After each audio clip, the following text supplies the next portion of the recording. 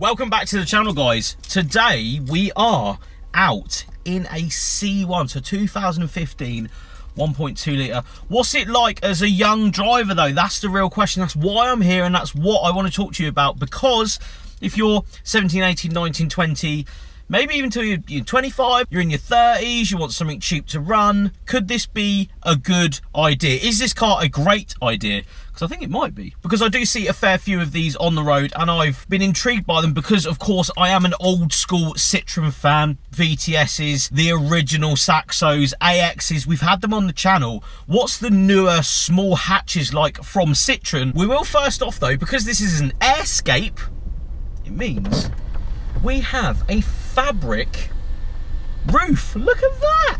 How cool is that?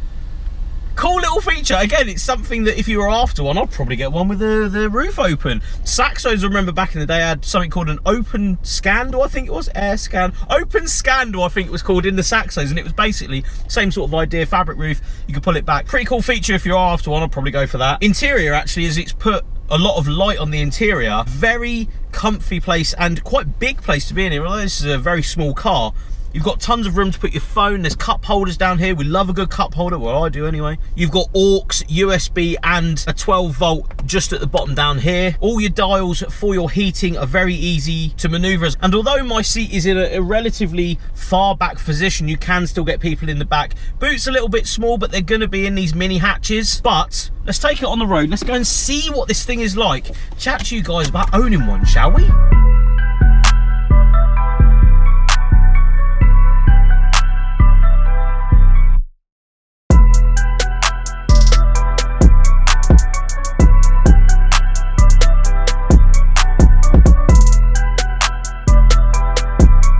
This week on FYD, we are giving away free stickers. Simply buy anything off the FYD website to the value of £5 and I will throw in free oil slick diamond cross stickers just like this. So buy either 2 OG stickers, buy any air freshener pack to the value of £5, get this sticker for free, buy any jet tag and you will get this sticker for free. No code needed, I'll just throw it in your order as a thank you. Breathes light into a car when you have a roof open. I know it sounds so silly sometimes for me to say that, but it's just a nice feature. It's just something that if again I was looking for one of these, I'd probably go for one with the convertible slidey roof that's all electric and very, very easy to use. I think first off though, let's make our way to a local shop, get a little bevy, and then we will go and take this down a bit more of a exciting road, let's say, and then go and understand what it's like to drive one of these, as well as be around it when you're having a little drink near the seaside. Now, as you can see, this isn't a standard C1. It's, you know, slightly modified.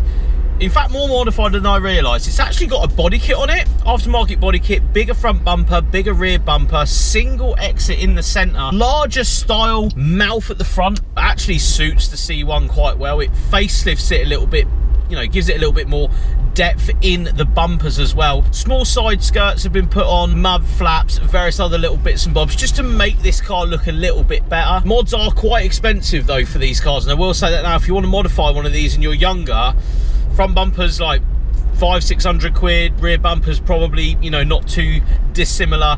It's hard to find modifications for these cars in the UK, but around the surrounding European areas it is obtainable, but expensive to, of course, bring into the UK these days, which is a shame. Slightly lowered on 30mm springs as well. I think it makes it slightly different to the other C1s you might see on the road. Now, visibility as we come out of here, let's just have a look.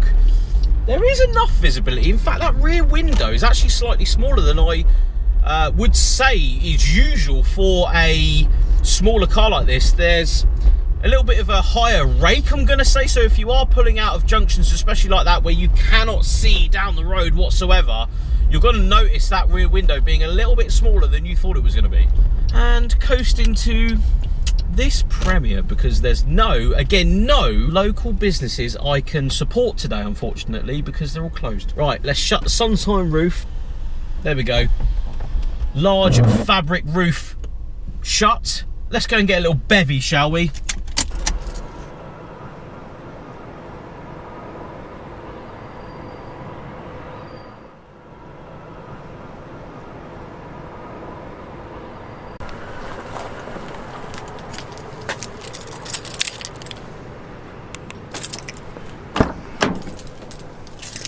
Right, Monster Ultra Fiesta Mango.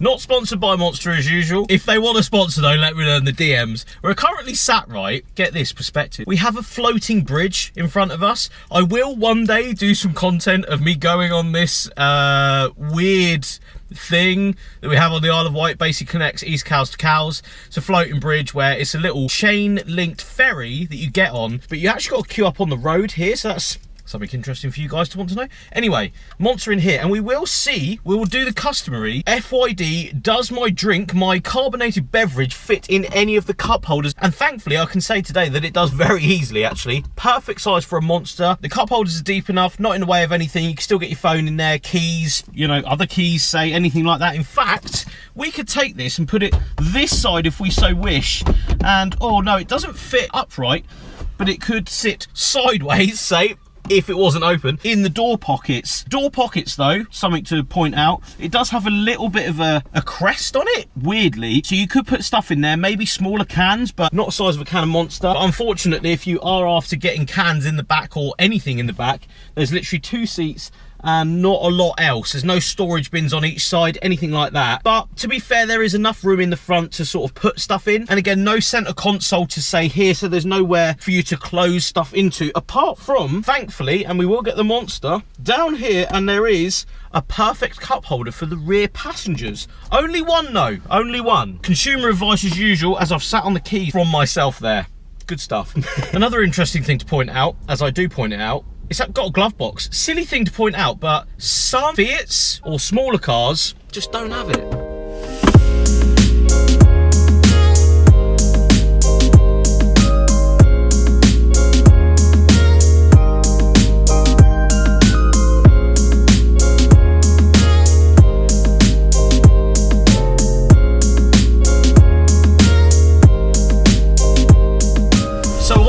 Road, what's it like to drive? Because as a young driver, you're going to probably want to know what it's like to adapt to, because you're younger and you probably haven't as much experience as you will have in later life.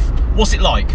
I must admit, the first thing I'm going to say is, and I say in a lot of smaller cars, is the space is fantastic in here, but your spatial awareness is good too.